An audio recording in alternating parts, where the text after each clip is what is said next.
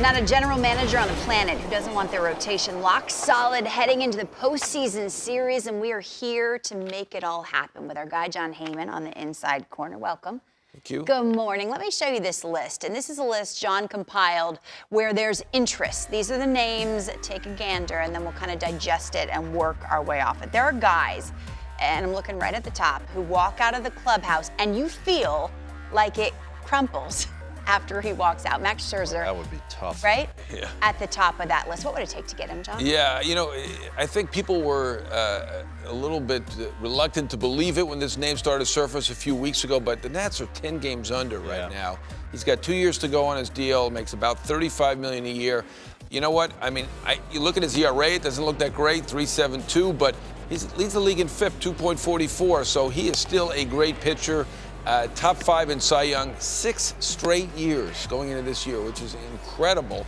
He becomes a 10-5 player next year. So if there's time to do it, it would be now. Their ownership's in a little bit of a transition. Mark Lerner kind of taking the reins from his father, Ted, and they're close to that luxury tax, and I would not rule it out. I want to jump.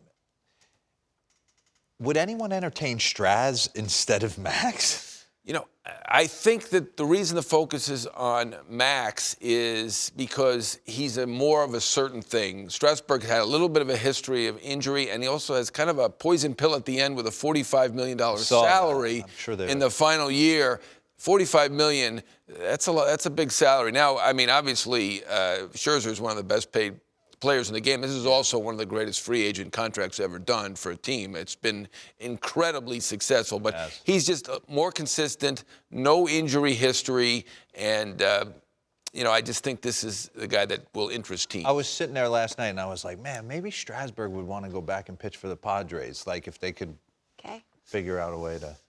Coupled with? Well, they'd have to throw a ton of money in. Yeah, it's funny the way we think of the Padres with these big players, and after they Padres are fun, man. They've changed the story. They have Hosmer and Franmil going nuts last night. That was a big win for them. You know, it's interesting. You say the Nats are 10 games back, so the picture becomes a bit clearer if they're there come the deadline. What if you're the Diamondbacks who are 7 games back right now? What if there's gray area? What if they're 4 games back or 5 games back? What does that mean for Zach Greinke, the second guy on your list? That's going to be a tough choice and an interesting one for the Diamondbacks. I think they were expecting to take a little bit of a step back. I think they thought their team was pretty good, though, and they're kind of on the fringe of the race. I think we all think the Dodgers are going to win that division, but, you know, they've got a shot at a wild card. I think that's fair to say, but I mean, Greinke, similar to Scherzer, he is 35, so he's a few months older, not much, having a terrific year. He had a rough first start, and he's been excellent since then. So his contract does not look that bad. It's about $35 million a year, which is obviously a lot of money, but he is still an excellent, excellent pitcher. So I think there will be interest. There will be interest. You got a thing for Zach Greinke.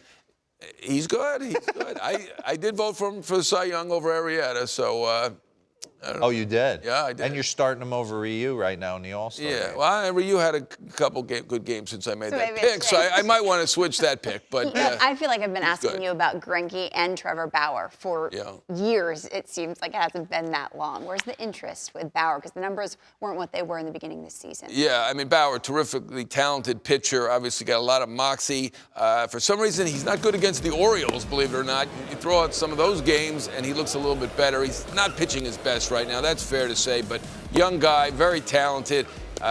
He was on the trading block all winter and into spring, and I think Ken Rosenthal mentioned the Padres again for him as a possibility.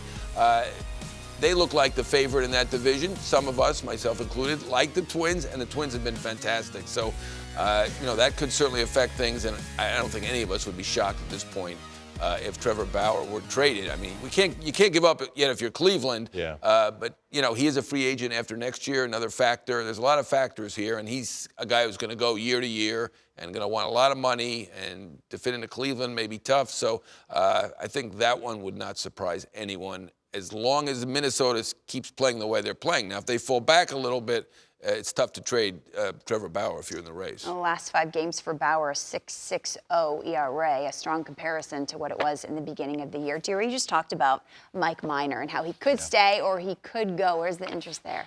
Well, there's plenty of interest. The Phillies and the Mets were two teams in the offseason, but there would be almost any team in the race would be interested. He has been fantastic, left-hander. When he signed for about $10 million a year, we thought that's a good contract for Mike Minor, but he has been worth every penny, been excellent until a couple days ago, led the league in WAR for a pitcher. He could start, he could relieve, but now he's a starter, obviously. And I think the interest would be huge in Mike Minor if they put him out there. Last I'd heard and checked in with Texas a few weeks ago, they were more interested in doing an extension with Mike Minor. But obviously, if they get a big offer, they might have to consider it. I want all the answers. I want to know where Mad Bum ends up.